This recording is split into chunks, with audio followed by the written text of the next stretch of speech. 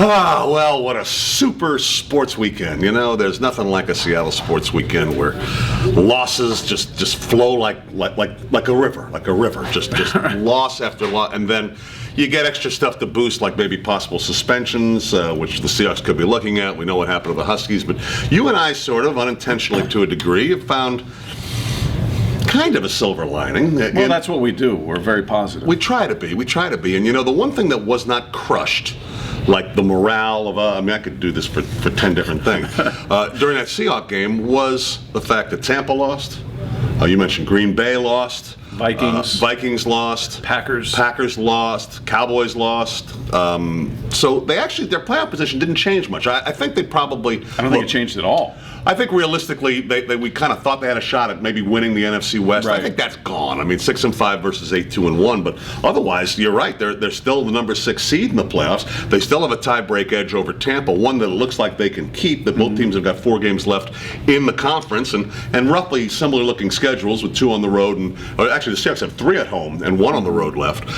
And Minnesota, of course, they've got the head-to-head matchup. Those are the 2 teams tied with them. So, as bad as it felt, and geez, as bad as it's going to feel if those suspensions go in, just in terms of pure numbers, they didn't wreck anything yesterday. No, the only thing you lost, truly, was the division race. We felt before this game that was still kind of up for grabs. It wouldn't be impossible, maybe not likely, but not impossible to go after the NFC West title. You feel, and I guess still technically it's alive, but you feel like that's gone. Yeah.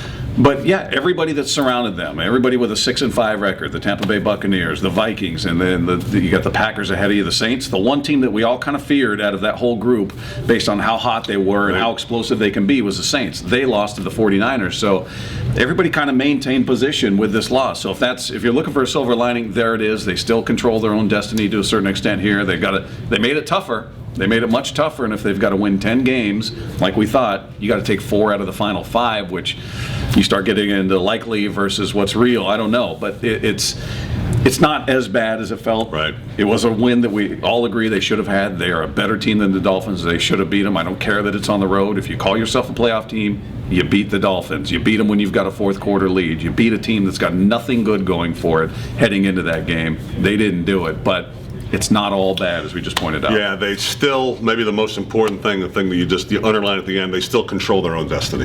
And that's about all you can ask for. Now, just win.